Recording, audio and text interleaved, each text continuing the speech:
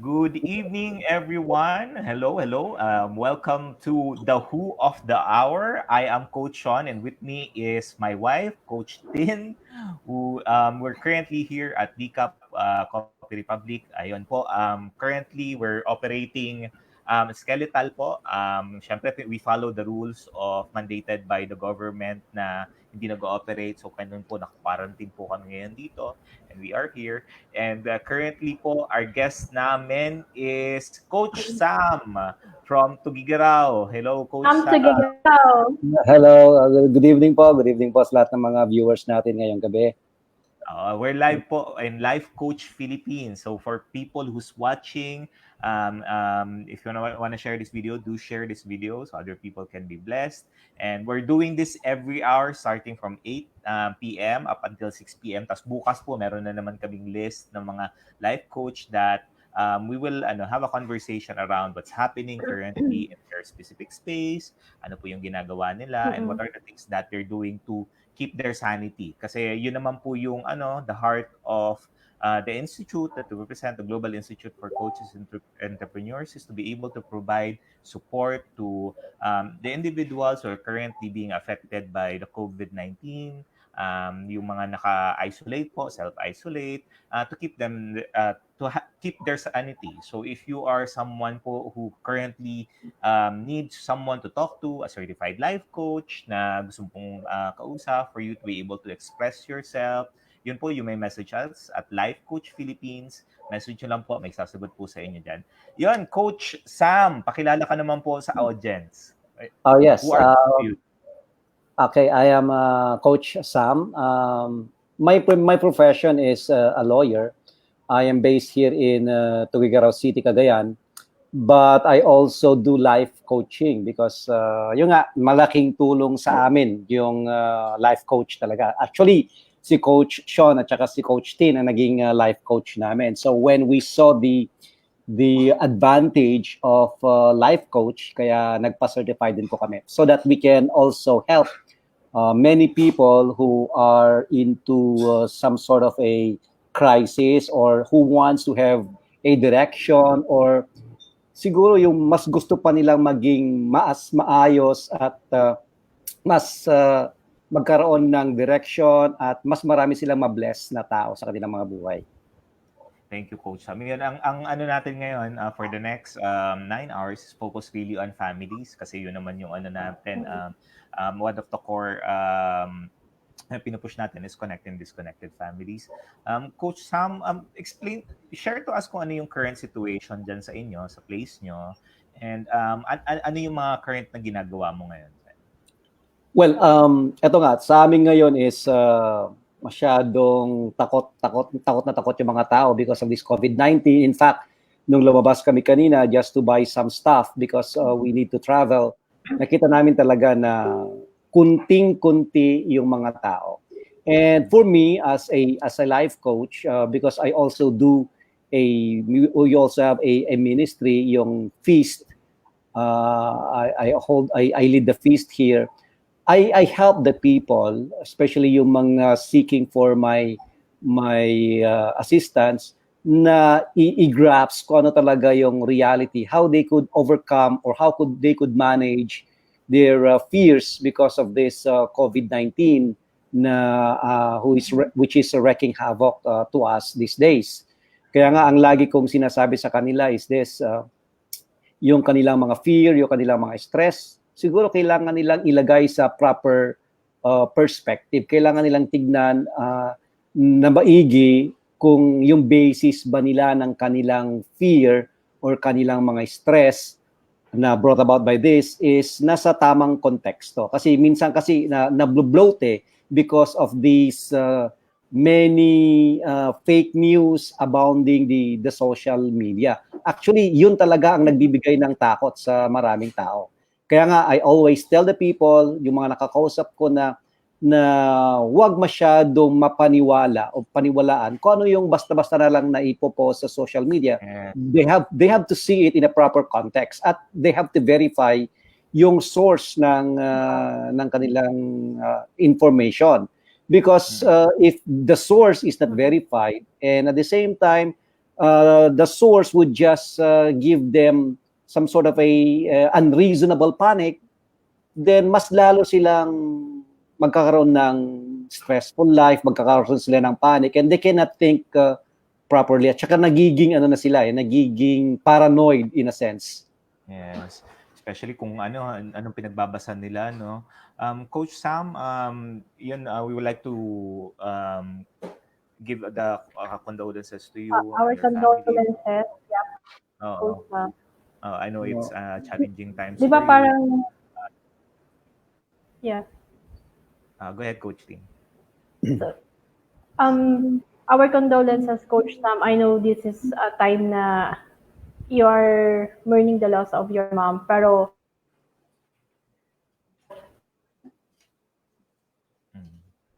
And yun naman Coach Sam, 'di ba? Yung current situation, what happened? How are you currently coping up, and how is life coaching helping you to cope up?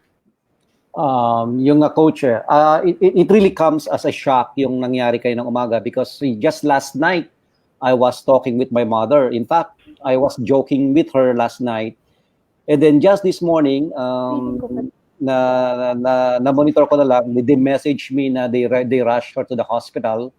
So wala pang 1 hour, they called me up at sabi nila na that she already expired. Ang pinakamahirap dito, coach, yung it comes so sudden na walang preparation, wala man lang ka-warning na mangyayari sa kanya yon. So yun, for the first hour, it really did not sink in to me. But then I process it. Nag-usap kami ng wife ko. Then and with the help of some friends, they called me up, they condoled with me, and then that's the time that I came to grasp into reality na wala na nga yung mother ko. And then sabi ko, I have to face this. And then I also have to condition myself. I already made a decision na uuwi kami, but then doon sa amin during the burol, we would request na lang na more prayers na lang sa mga tao, because we don't want naman to endanger them, and we don't want naman na kami din na ma-endanger. We want to maintain pa rin yung sitwasyon, yung quarantine procedure pa rin natin, because we really have to abide by the rules and for our protection then. So yun, I sabi ko is we will not expect people to come, and we truly understand that, because that is really part of the situation that we are in now.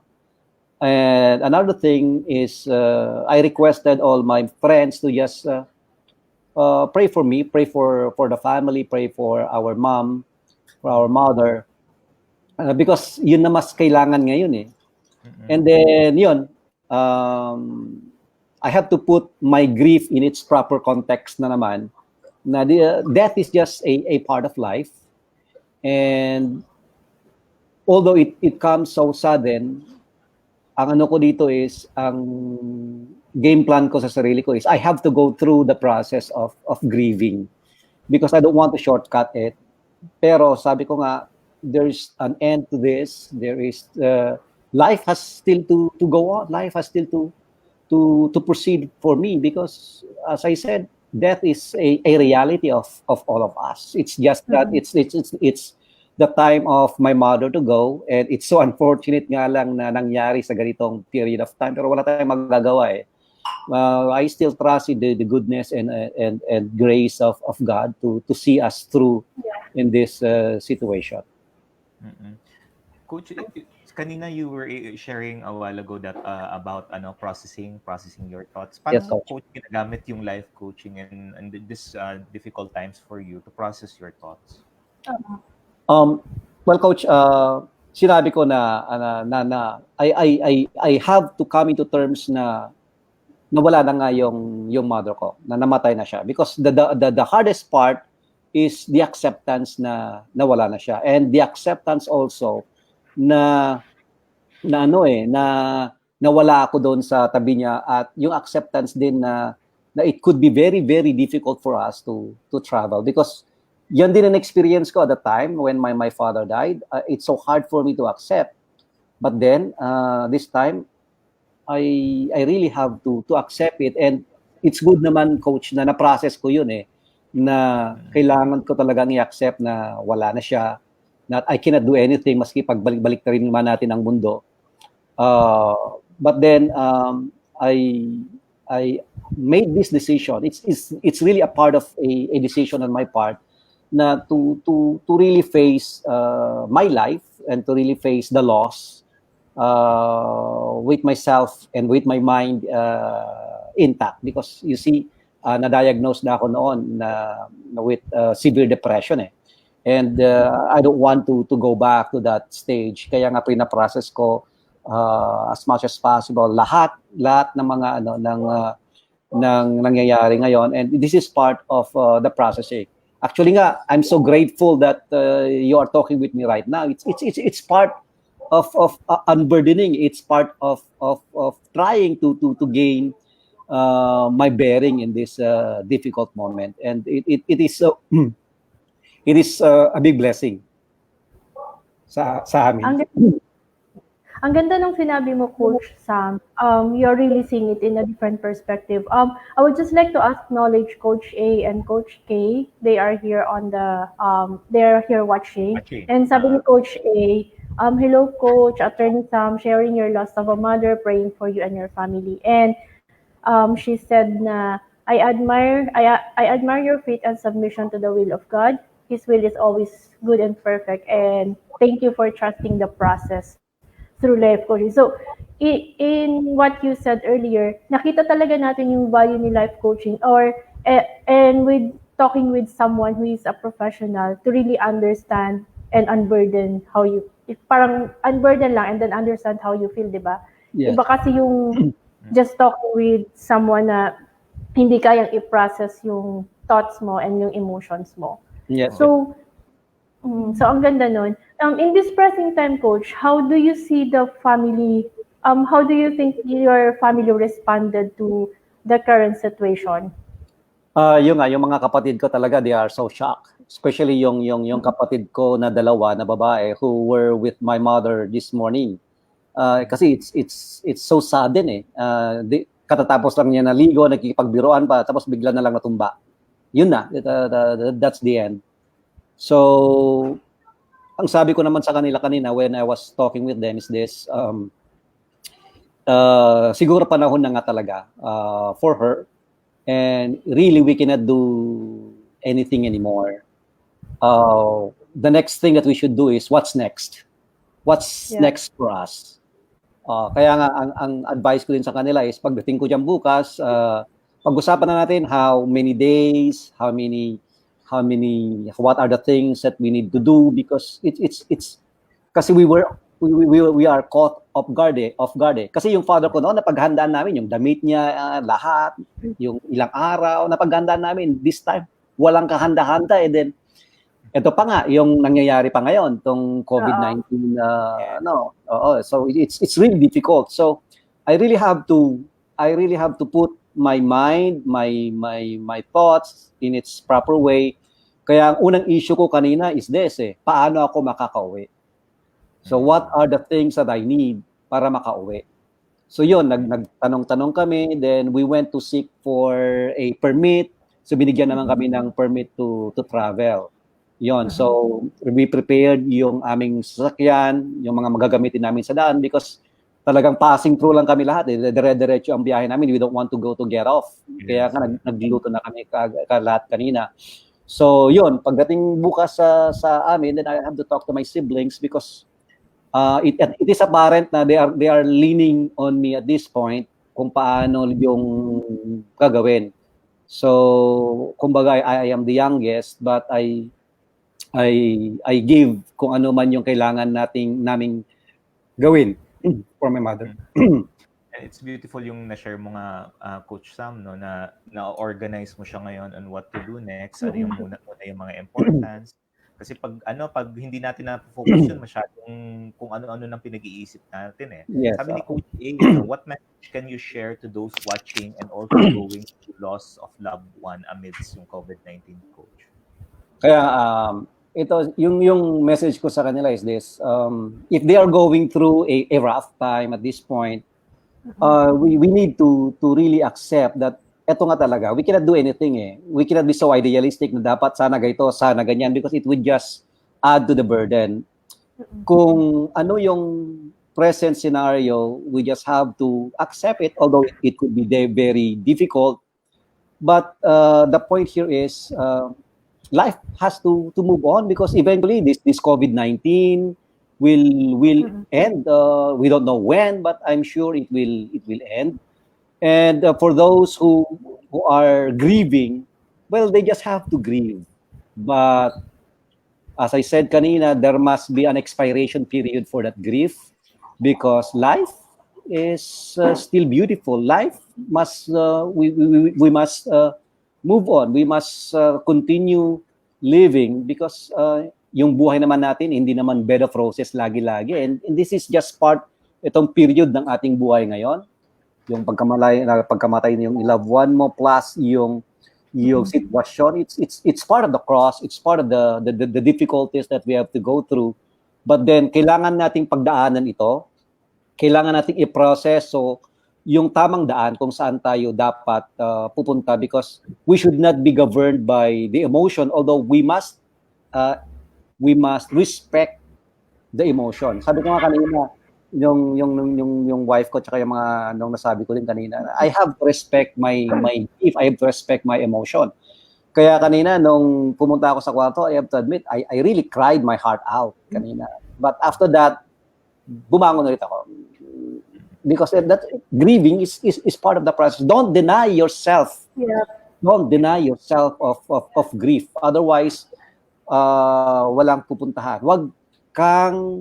Wag mong sabihin na crying is a sign of weakness.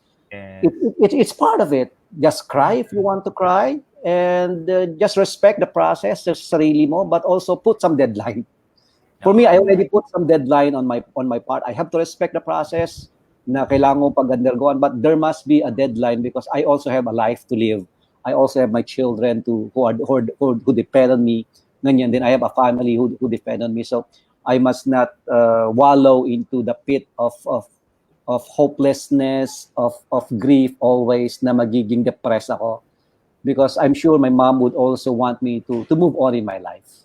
Yeah, that's beautiful, Coach Sam, no? Especially what you've shared na, Yeah. especially for men, di ba? Yung mga lalaki sa bahay, they feel na bawal dapat umiyak, bawal mag-grieve, but at the end of the day, tao lang naman tayo, and we need to be able to allow ourselves, because that's something that is human for us, na if we need to cry, we need to let it out, we need to let it out.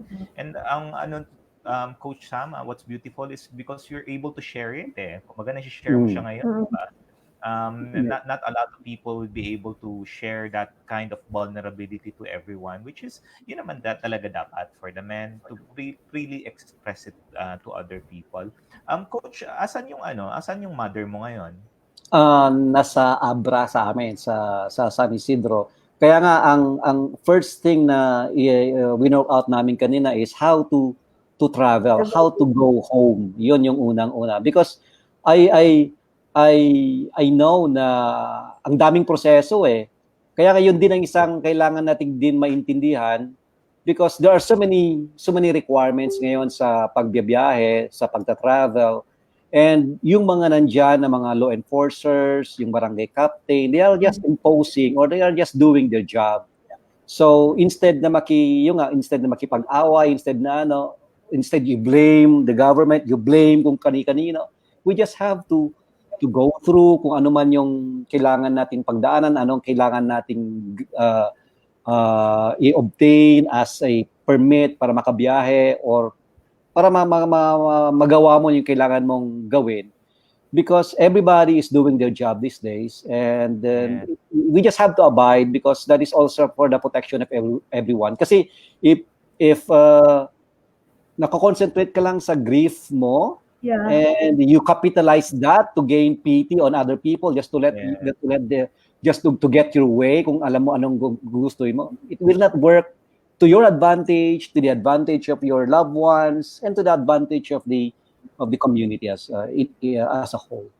Yeah, Yeah. especially stress ka na nga eh tapos sa situation pa nangyayari sa iyo, syempre you're expecting this situation tapos hindi mo nakukuha, masalo ka na stress and instead of really focusing on what's important, what you are in control of, Yes, yes. nawawala tayo at na kung saan tayo pumupunta. Mm. Coach T? Yeah, sabi nga ni Coach Candy, I appreciate and admire the vulnerability in sharing your experience. And I really, parang it warms our heart na you see it that way, Coach. I like what you said na grieving is a process, accept it, but you must put an expiration date. Ang ganda nun. Kasi parang, di ba, sabi nga ni Coach, I respect the process but put a timeline, agree. Kasi pag we just let ourselves wallow in the grief, hindi na tayo makakapag-isip eh. And we have other concerns as well, especially may COVID pa, how are we gonna protect the family and all. So, alam mo yun, it just really helps na you have something that you can hold on to, a discipline that helps you with processing your thoughts and emotions. Kaya nga coach, kanina yung the question that keeps on repeating in my head was what now? What now? What's the next step? What now? Yeah. Yun ang ko eh. And then yung what now? What's next? What is the more sensible thing to do? Yun ang mga iniisip ko kanina because I must have a grip yung aking pag-iisip because if I just allow my emotion or my grief or yung stress, it will not do any good sa akin. Mm-mm. And I think it's beautiful as well, Coach Sam, na yun nga, you're able to manage yourself na, your emotions, para hindi ka nagda-downward spiral dun sa on a depressive state. Kasi hindi din makakatulong eh. If you allow yourself to do that. So, to continuously keep yourself sane, na teka lang, ano na bang gagawin? Kasi kung pag itong ginawa ko, what's the worst thing that could happen? Pag itong ginawa ko, what's the best thing that could happen? So, you already have that habit of asking, o sige pa, ano ba yung pinaka-sensible gawin sa ngayon yung importante. Coach, with all of the things that's happening right now, the situation that you're in with your mom and with COVID, tapos sa lahat nangyayari with the families, the current reactions that you're doing and the actions that you were doing, ano coach yung what is one word that you can encompass everything na yung outcome na ine-expect mo after all of these things are done or has come to pass? Ano yung one word na outcome? One word na yung to sum it all, yung outcome na gusto mong lumabas. Sa akin it's more of control eh. I have to control what is the what would be the outcome that I want to have because number one is if I don't control myself, my emotions, my thoughts, it would just be to my detriment eh, because I know already myself. I know how prone I am to falling into to the pit of depression. So kailangan kong I must control kung ano man yung control and process kung ano man yung mga nangyayari sa akin because if I cannot control and I cannot process everything, I would go down na naman.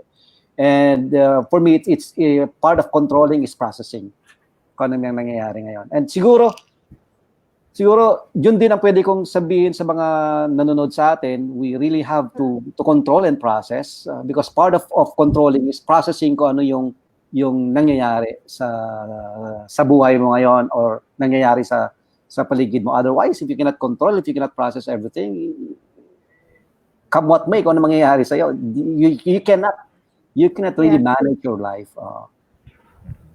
So, ang ganda nun, Coach, na you really are responding beautifully to whatever situation God has put you in.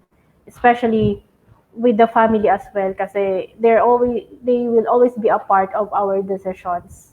And sometimes it might also be a burden, di ba? Pero ano, you seeing the beauty of how it really is, how you process the thoughts, the emotions together with your family is something that makes the days bearable. So with this coach, we appreciate what you have. Do you have a final word for our Everyone who viewers out there? Parang what outcome do you want to see for your family, for your environment after this after this COVID-19 and of course the death of your mom? Sa akin is, I have seen how people are being broken by the fear of COVID-19. And I would like to help those after siguro ma-process, maayos namin yung mother ko. I really want to help those who are really into situation na hindi na nila makontrol yung kanilang stress, yung kanilang emotion. And I also am going to process din yung mga kapatid ko, yung mga loved ones ko on how to go through this difficult moment. Because at the end of the day, as I said, whatever will happen to us, whatever we will go through, life has to go on.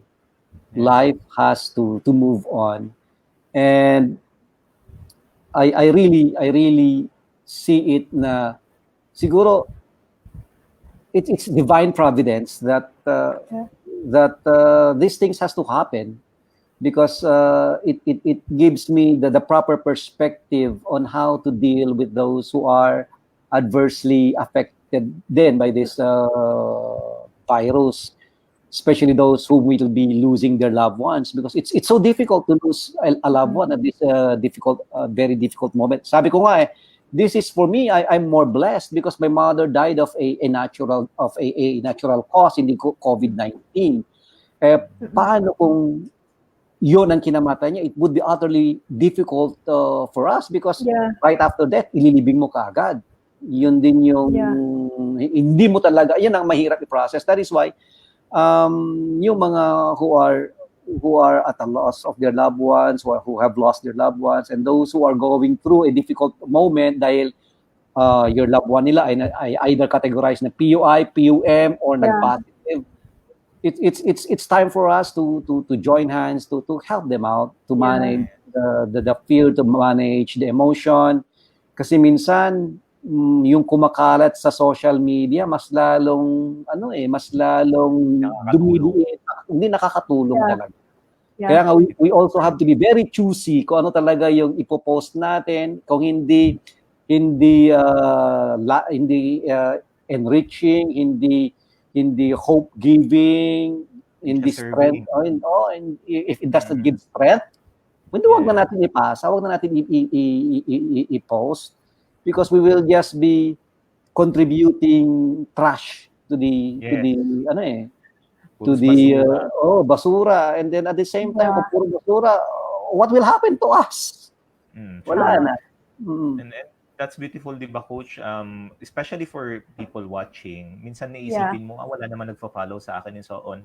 But in your own little space, you are an influencer And yun nga, ang ganda ng sinabi mo, Coach Sam, na kung trash yung iaano mo, ibabato mo, and you know that it will not serve other people and will only strike fear or confusion, huwag mo nang isend. Kasi hindi siya nakakatulong sa current situation. And that's very beautiful, Coach Sam. I like to thank you for giving us some time. We know that it's a difficult time for you, and you still choose to bless us, joining us today. And it's really wonderful from our hearts to you as well. We pray, Coach, for you, for your family, for focus and clarity and strength during these difficult times, Coach Sam. And the provision to go to Abra and really travel then at bisita yung makapunta kayo doon. And we're praying, Coach Sam, na continue ka, tuloy-tuloy yung focus na maibigay sa iyo ng Panginoon, and the grace of the Lord be with you. Bless your heart, Coach Sam. And pagkaya na po natin, we would appreciate if you could also do postings or live videos that would encourage other people to get on with this with life, despite the stress and anxiety that they feel. Encouraging words just to help them out carry it through these difficult times that we have. Yes, And And our condolences again, Coach Sam. We are with you in prayers. We will be praying for your protect with you and your family's protection as you travel to Abra. thank you, yes. thank you so And much. andito lang kami, Coach Sam. We're here. Your tribe is here. Message mo lang Mm-hmm. po kami. And we're looking forward to seeing you soon. Alam ko meron tayong Yep. tinitimpla papunta dyan sa Tugigaraw. And we're looking Yes, forward to seeing you there Yeah. and meeting your tribe as well there. yes, Yeah. yes, yes. By the way, Coach Sam, if it would also allow you to, if it would allow your time, you can also join us on our Lead to Love conference on April 22 to 25. Yes. Yeah. It will really help us go through the process with what we have right now. And you could also get your invites as well. We'll just send you additional details on your, we will send you a message for that. Yes, yes, coach. I appreciate it. Yeah, I will join. I will be joining that event. See you Beautiful. soon. Okay, so that's it. Thank you for everyone for watching. I hope you're able to get a lot of insights and really a lot of things to think about, especially the perspective of where we are at right now.